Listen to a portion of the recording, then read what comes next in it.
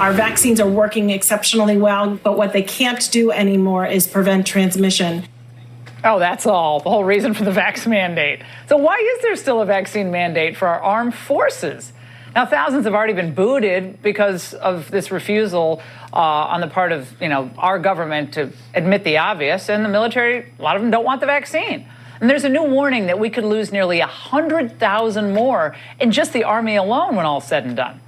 Now, this comes at a time when the Army is only hitting about half of its recruitment goals. We talked about that before, due to the failed military leadership and the woke priorities. Here now is Kentucky Congressman Thomas Massie. He's demanding answers from Defense Secretary Lloyd Austin in a new letter. Also with me is Ohio Congressman Jim Jordan, ranking member of House Judiciary.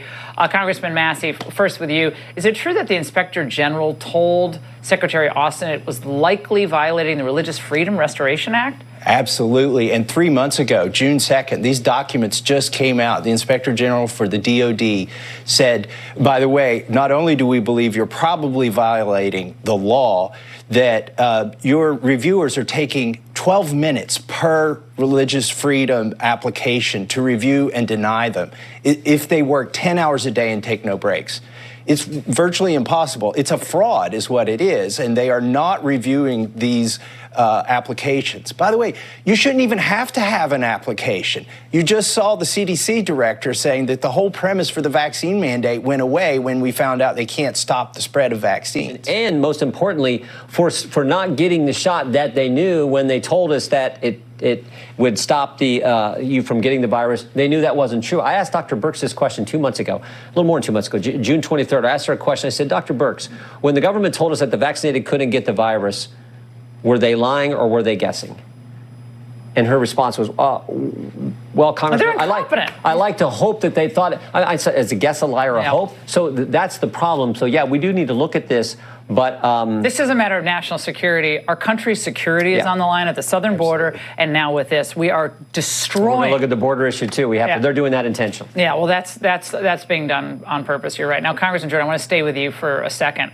According to new whistleblower information that you received, the FBI is labeling groups as domestic terrorists even after they're deemed not to be a threat, like the company founded by that vet, Mike Glover. So the FBI, reportedly did this because Glover appears to be rallying individuals to take action and speaks about his distaste for how the government is handling current situations. So the FBI rifled through his life before concluding that the group desires to assist Americans in preparing themselves for catastrophic events and not to overthrow the government. Right. Congressman, so criminalizing. A veteran, Mike Glover, a veteran doing good work out there. But some woke analyst at the FBI says we're going to investigate this guy because I guess you can investigate it now by this FBI if you display the flag, you own a gun, and you voted for Trump. Somehow you're now in that category that Joe Biden said is extremist or fascist, and they're going to investigate. But they investigate him a second time and says nothing here. But this is what's happening at the FBI. They're being pressured to label and categorize every single case. And we've had now over 14 whistleblowers come to us, label every single case a domestic violence, violent extremism case, when they're not. There's the cases that are just bad guys that the FBI is doing, supposed to investigate. But this is what the CCP does, Congressman. Yes, this is scary stuff. You're a threat to the state, and you must be dealt with. And they're having Congressman Massie, I want to go to you because now Biden is pulling a tear sheet from the Carter days, but he's suggesting that I guess Army members go on food stamps. Fighting inflation is difficult in the Army, so we should consider food stamps for our military. That's how bad things are. This is despicable.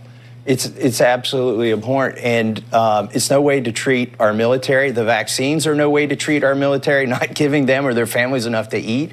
They've kicked so many out, Laura, maybe there's going to be more food for the ones that are left. Who knows? Think about in 5 days' time, last month, Joe Biden raided the home of the former president, took the phone of a sitting member of Congress, and called half the country fascist. He did all that in 5 days. If that doesn't scare Americans, I don't know what does.